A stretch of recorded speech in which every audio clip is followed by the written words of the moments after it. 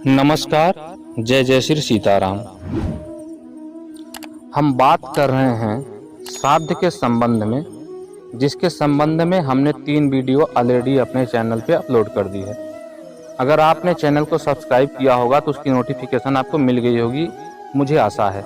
अगर आपने नहीं किया है तो प्लीज़ मेरा रिक्वेस्ट है कि आप चैनल को सब्सक्राइब कर लें, ताकि जो भी ये श्रृंखला मैं बना रहा हूँ श्राद्ध के संबंध में वीडियो की, वह आप तक पहुँचती रहे और आप मुझे बताते रहें कि और क्या आप इस विषय में जानना चाहते हैं, ताकि मैं इस पूरे विषय को सरलतम तरीके से विवेचन करके आप तक पहुंचा सकूं। और आप अगर सनातन धर्म को मानने वाले हैं या और किसी धर्म के भी हैं, लेकिन अगर श्राद्ध इत्यादि में देवी देवताओं में आपका विश्वास हो, उनकी शक्ति और उनकी क्षमता पे विश्वास हो, तो सटीक तरीके से कैसे उनकी पूजा अर्चना की जाए कि आपके जीवन में सुख शांति समृद्धि इत्यादि प्राप्त हो, यह बना रहे आपके जीवन में। तो आइए हम शुरू करते हैं अपने वीडियो को। आज हम चर्चा करेंगे कि श्राद्ध का अधिकारी कौन है। तो पिता का श्राद्ध करने का अधिकार अगर प्रमुखता से हम देखते हैं तो पुत्र को ही है, क्योंकि पिता अपना ब्रह्मचर्य नष्ट करते हैं, जिसके कारण से उनके जो प्राण हैं वो ब्रह्मरंध्र विच्छेद करके नहीं निकलते हैं। ब्रह्मरंध्र कहाँ है? मस्तिष्क के ऊपरी भाग में। अगर आपको ऐसे अनुभव करना है तो जब बच्चे छोटे होते हैं तो देखिएगा तालू के सीधे ऊपर वहाँ पे एक छोटा सा गड्ढा सा रहता है, जहाँ पे धड़कन जैसी चीज हमको अनुभव होती है, उसी को बोलते हैं ब्रह्मरंध्र। अगर कोई व्यक्ति नैष्ठिक ब्रह्मचारी रहता है तो उसका जब प्राणांत होता है, शरीर छूटता है, तो उसके प्राण ब्रह्मरंध्र विच्छेद करके निकलते हैं और उसका जीवन मुक्त होता है। लेकिन जो व्यक्ति ब्रह्मचर्य भंग करता है उसके प्राण वहां से नहीं निकलते हैं। तो पुत्र को इस संसार में लाने के लिए जब पिता अपने ब्रह्मचर्य को त्यागते हैं, ब्रह्मरंध्र विच्छेदन नहीं हो पाता है, इसीलिए अंत्येष्टि संस्कार में एक क्रिया होती है दाह के समय, कपाल क्रिया, कि पुत्र के द्वारा किसी बांस के डंडे से पिता के ब्रह्मरंध्र को फोड़ा जाता है, ताकि यह क्रिया के द्वारा यह प्रतीक है, यह पिताजी, यह मेरी श्रद्धांजलि है आपके प्रति कि आपके कारण ही मैं इस संसार में हूँ और मुझे संसार में लाने के लिए आपने अपने ब्रह्मचर्य का त्याग किया है। तो इसीलिए पूरे कर्म को करने का प्रथम अधिकारी किसको माना जाता है? पुत्र को। लेकिन कई पुत्र होने पर अंत्येष्टि से लेकर एकादशाह था द्वादशाह तक की सभी क्रियाएं ज्येष्ठ पुत्र को करनी चाहिए। देखिए, पहली प्राथमिकता पुत्र को, और उन पुत्रों में भी ज्येष्ठ पुत्र को, और विशेषता द्वादशाह तक की क्रिया, मतलब सपिंडन तक की क्रिया। जब एक प्रेत जो है पितृ पंक्ति में प्रवेश कर जाता है, तब तक की प्रक्रिया को ज्येष्ठ पुत्र को अवश्य ही करनी चाहिए। लेकिन मान लीजिए कि विशेष परिस्थिति ऐसी आ गई कि जहां पे ऐसा संभव नहीं है, तो बड़े भाई की आज्ञा से छोटा भाई भी कर सकता है, लेकिन अनुमति लेकर। और यदि सभी भाइयों का संयुक्त परिवार हो तो वार्षिक श्राद्ध भी ज्येष्ठ पुत्र द्वारा ही एक ही जगह पर संपन्न हो सकता है। यदि पुत्र अलग अलग हो तो उन्हें वार्षिक आदि श्राद्ध भी अलग अलग करना चाहिए। अब मान लीजिए कि संयुक्त परिवार है, कुटुंब एक साथ हैं, तो एक ही व्यक्ति का श्राद्ध करे, विशेषकर ज्येष्ठ पुत्र, जो पितृपक्ष में श्राद्ध होता है, तो वह पितृ को प्राप्त हो जाएगा। लेकिन अगर सबने अपने कुटुंब को अलग कर दिया है तो सबके लिए पितृ अलग अलग से आएंगे उनके घर में, तो श्राद्ध इत्यादि उनको अलग अलग से ही देना पड़ेगा, क्योंकि उनके कुल की अलग अलग वृद्धि की जिम्मेदारी उनके पितरों की है। आता है शास्त्रों में, मृते पितरि पुत्रेण क्रिया कार्या विधानतः बहवः सूर्यदा पुत्राः पितुरेक त्रवासिनः सर्वेषां तु मतं कृत्वा ज्येष्ठे नैव तु यत्कृतं द्रव्येण चा विभिक्तेन सर्वैरेव कृतं भवेत्। वीर मित्रोदय में मरीच का वचन है यह, जो हमने अभी आपको बताया है कि किस प्रकार से ज्येष्ठ पुत्र को विधि को करना चाहिए, और यदि अलग अलग हैं तो कैसे सब अलग अलग करेंगे।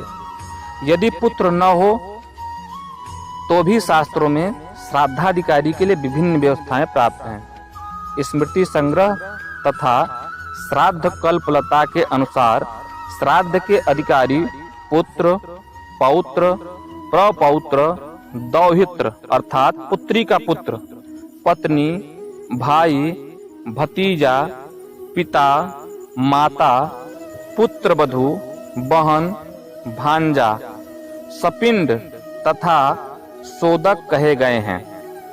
अब यहाँ पे आपको मैं बता देना चाहता हूँ कि सपिंड का मतलब क्या होता है। अर्थात स्वयं से लेकर पूर्व की 7 पीढ़ी तक के परिवार को सपिंड कहा जाता है। मतलब जो व्यक्ति मृत हुआ है उससे 7 पीढ़ी पहले तक के। ये किसकी बात कर रहा हूं ये मैं कर रहा हूं जब अंत्येष्टि हो रही है तब। लेकिन अगर श्राद्ध इत्यादि चल रहा है तो जो व्यक्ति करता है, श्राद्ध करता है, उससे 7 पीढ़ी तक हम अगर गिनेंगे तो सपिंड हो जाएगा। और सोदक का जो मैंने अभी चर्चा किया है वीडियो में, तो सोदक का अर्थ होता है 8वीं पीढ़ी से लेकर 14वीं पीढ़ी तक के जो पूर्वजों का परिवार है वह सोदक कहा गया है। तो अगर पुत्र न हो तो इनके द्वारा भी श्राद्ध इत्यादि का विधान किया जाता है। इसीलिए देखिएगा, जब हम वार्षिक श्राद्ध इत्यादि करते हैं तो उसमें अपने गुरु के लिए श्राद्ध करते हैं, मित्रों के लिए करते हैं, बंधु बांधवों के लिए करते हैं, नाना के लिए, नानी के लिए, मामा के लिए, सब के लिए जो हम श्राद्ध इत्यादि करते हैं इसीलिए करते हैं कि ये हमारी नैतिक जिम्मेदारी बनती है कि मान लो किसी और के द्वारा उनके श्राद्ध नहीं किए जा रहे हों तो हम उनकी तृप्ति के लिए यह विशेष कार्य करें ताकि उनसे भी हमको आशीर्वाद प्राप्त होता रहे। इनके पूर्व के न रहने पर क्रमशः बाद के लोगों को श्राद्ध करने का अधिकार है। मान लो कि लोग नहीं रह जाते हैं इनके पूर्व में, तो बाद के जो लोग रहते हैं उनको भी ऐसा अधिकार प्राप्त है। पुत्र पौत्रश तत्पुत्र, पुत्रिका पुत्र एव च, पत्नी भ्राता तंजश्च, पिता माता सुना तथा भगिनी भागिनेयश्च, सपिंड सोदकस् तथा असन्निधाते पूर्वेशा मुत्तरे पिंडदा स्मृता। स्मृति संग्रह श्राद्ध कल्प का ये जो वचन है जो मैंने आपको बताया, उसके संबंध में मैंने एक श्लोक को भी आपको प्रस्तुत कर दिया है प्रमाण के लिए। विष्णु पुराण के वचन के अनुसार पुत्र, पौत्र, प्रपौत्र, भाई, भतीजा अथवा अपनी सपिंड संतति के उत्पन्न हुआ पुरुष ही श्राद्धादि किया करने का अधिकारी होता है। लेकिन यदि इन सब का अभाव हो तो समानोदक की संतति अथवा मातृपक्ष के सपिंड अथवा समानोदक को इसका अधिकार है। मातृकुल और पितृकुल दोनों के नष्ट हो जाने पे स्त्री ही इस क्रिया को करे, अथवा यदि स्त्री न हो तो साथियों में से कोई करे, या बांधवहीन मृतक के धन से राजा ही उसको संपूर्ण प्रेत कर्म कराए। मान लीजिए, इसके संबंध में एक प्रमाण मैं आपको पहले प्रस्तुत कर देता हूँ, फिर इसके बारे में विवेचन करता हूँ। पुत्र पौत्र प्रपौत्र वा भ्राता वा भ्रातृसंतति सपिंड संततिर्वापि क्रिया हो निपजायते, तेषाम भावे सर्वेषां समानोदक संतति मातृपक्ष सपिंडेन संबंधा ये जलेन वा कुलद्वयेपि चोच्छिन्ने स्त्रीभिः कार्या क्रिया निप संघातांतर गतैर्वापि कार्याः पेतस्य च क्रियाः उत्सन्न बंधुरिक्थाद्वा कार ए दवनीपति। विष्णु पुराण 3:13, 30 से 33 तक इसके बारे में बताया गया है कि अगर कोई व्यक्ति बंधु बांधव मातृपक्ष से पितृपक्ष से कोई भी ना हो तो राजा का यह दायित्व बनता है कि मृतक के धन से अपनी देखरेख में उसकी क्रिया को विधि अनुसार और पूरा कराए। हेमाद्रि के अनुसार पिता की पिंडदान आदि संपूर्ण क्रिया पुत्र को ही करनी चाहिए। पुत्र के अभाव में पत्नी करे और पत्नी के अभाव में सहोदर भाई को करनी चाहिए। इसके संबंध में भी जो प्रमाण प्राप्त होता है, पितुः पुत्रेण कर्तव्या पिंडदानोदक क्रिया पुत्राभावे तु पत्नी स्यात् पत्न्या भावे तु सोदर। हेमाद्रि में शंख का वचन है। इसके अलावा मार्कंडेय पुराण में बताया गया है कि चूंकि राजा सभी वर्णों का बंधु होता है, अतः सभी श्राद्धाधिकारी जनों के अभाव होने पर राजा उस मृत व्यक्ति के धन से उसके जाति के बांधवों द्वारा भली भांत दाह आदि सभी आर्धदैहिक अर्थात अंत्येष्टि क्रिया को करावे। सर्वाभावे तो नृपति ही कारयेत तस्सरिक्थतः तज्जातीयेन वैसय्यग दाह्याद्या सकला क्रिया सर्वेषामेव वर्णानां बांधवो निपतिर्यतः। मार्कंडेय पुराण श्राद्ध कल्पलता में ऐसा कहा गया है कि चूंकि राजा सभी वर्णों का बंधु होता है, अर्थात राजा के लिए कोई जाति, कोई पाति, कोई धर्म, सब उसके लिए एक समान है। इसीलिए उनके जो भी क्रिया की विधि है, उस क्रिया विधि के अनुसार उनके सभी कार्य को संपादित कराए और संपन्न कराए। तो आज जो हमने भी चर्चा किया है कि श्राद्ध के अधिकारी कौन है।